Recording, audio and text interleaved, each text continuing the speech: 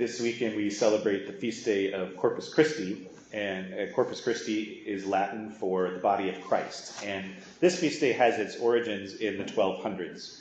A 16-year-old French girl had a vision that would recur several times throughout the course of her life while she was in prayer in front of the Blessed Sacrament. And the meaning of this vision was interpreted to mean that there was a feast day that was missing from the church calendar. There was no day on which the entire church specifically celebrated the true presence of Jesus in the Eucharist. Of course, it's been believed ever since the beginning of the church, since the time of the apostles, that Jesus is truly present in the Eucharist. But there had yet to be a formal annual celebration of this. And so this French girl, who grew up to be Saint Juliana of Liège, Saint Juliana would become a nun, and she knew the man who would eventually go on to become Pope Urban IV, and it was he who, at her persistent urging, that they would formally institute the Feast of Corpus Christi in the year 1264. And now we celebrated the second Sunday after Pentecost, and parishes around the world have Eucharistic processions on this weekend, with the monstrance containing the Eucharist through the streets, accompanied by song and prayer, and we'll be doing just that tomorrow at the 11 o'clock Mass in Arapaho. So today I'll be taking a break from my regularly scheduled series of educational homilies, because, as is my tradition on Corpus Christi Sunday, I'm going to talk about a Eucharistic miracle. There have been many times throughout history where things happen with the Eucharistic host that are beyond scientific explanation. Usually it happens that a host begins to bleed, or it actually becomes an actual piece of flesh. And this book it contains a lot of these historical cases, both ancient and modern cases, and it looks at it from a cardiologist's perspective. And so this is fittingly titled, "A Cardiologist Examines Jesus, the Stunning Science Behind Eucharistic Miracles" by Dr. Franco Serafini. And so the miracle that I'm going to be talking about today sounds similar to a lot of other miracles regarding the Eucharist. But this one happened in 2008, so not that long ago, in Poland, in a town called Sokolka. And as it takes place in Poland, I'm going to be using first names only rather than embarrassing myself by trying to pronounce Polish last names. So Sokolka is a town of about 20,000 people in northeastern Poland, and it's about 11 miles from the border with the country of Belarus. And Sokolka is surrounded by wooded and hilly farmland, and so we're talking fairly rural here, not a huge city. And what happened was, on October 12th, 2008, the 8:30 a.m. Sunday Mass is being celebrated at St. Anthony of Padua Church in Sokolka, and Mass is being celebrated by Father Philip, and he was being assisted at Mass by Father Jacek, who was helping him distribute communion.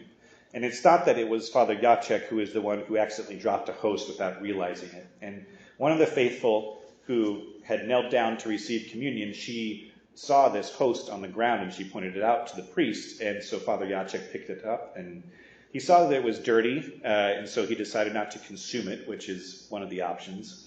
Instead, you can also dispose of a dirtied or desecrated host in water. You allow it to dissolve.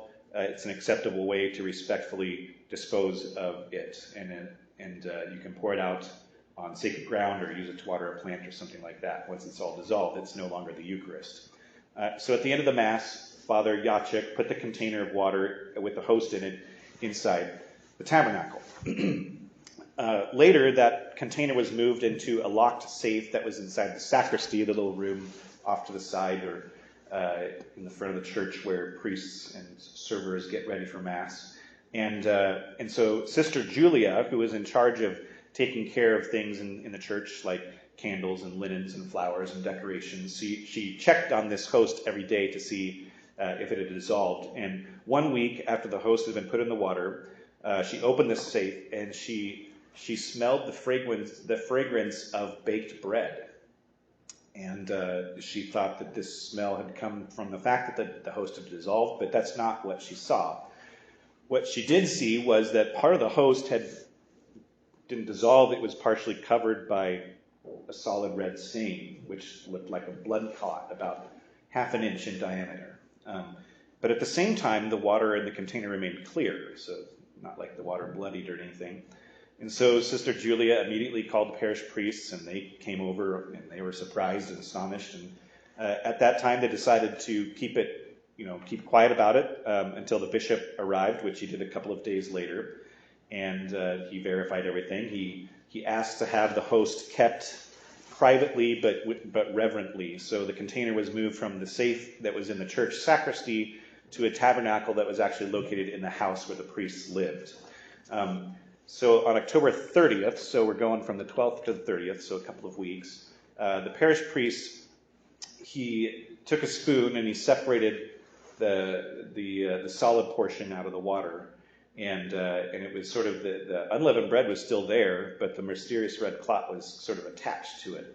And so he took it out of the water and he laid it on a corporal, which is sort of a square linen cloth that's laid down flat on the altar to catch any stray particles of the Eucharist.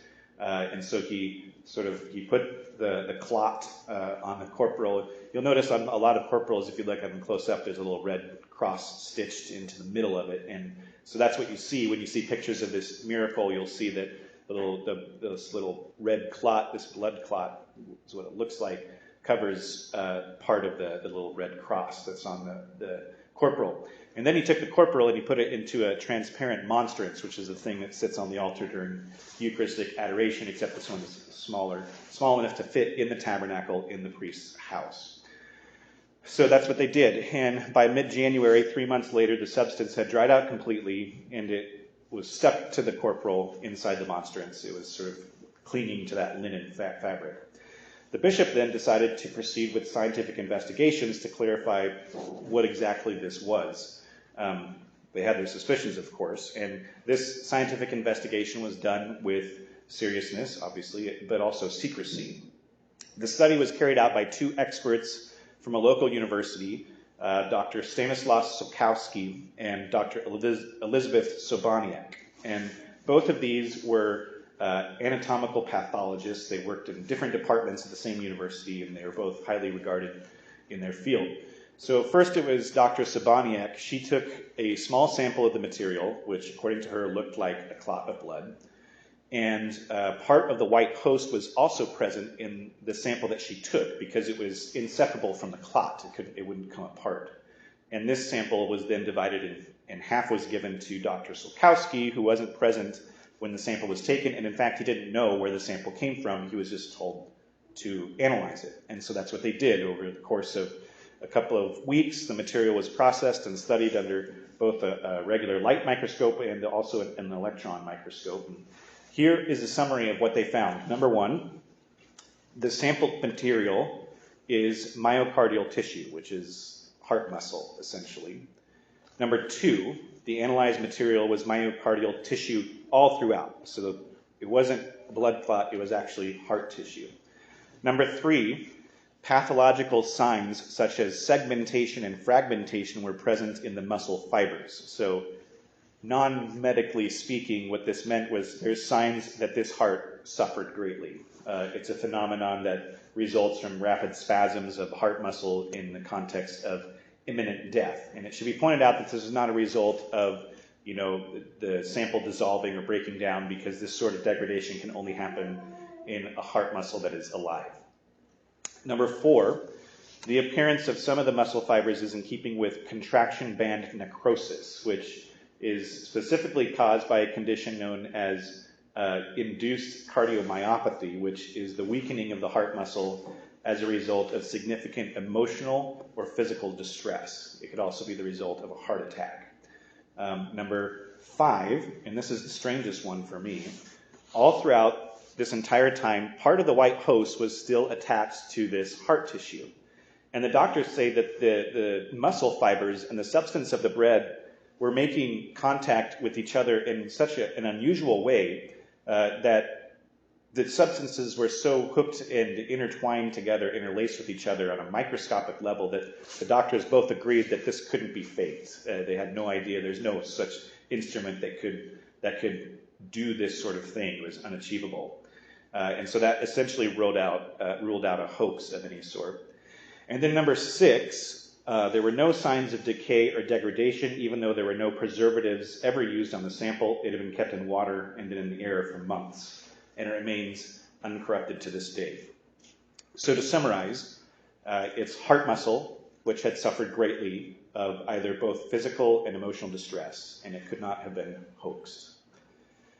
So on October 2nd, 2011, so a couple of years later, 3 years later, in the presence of 35,000 people, the monstrance containing the corporal that had the host fragment and the sacred tissue, the muscle, heart muscle, it was moved to the chapel of Our Lady of the Rosary in the parish church, and it's still exposed there for daily adoration. So this is just another gift from God to aid us in an aspect of our faith that can be difficult to understand and to believe.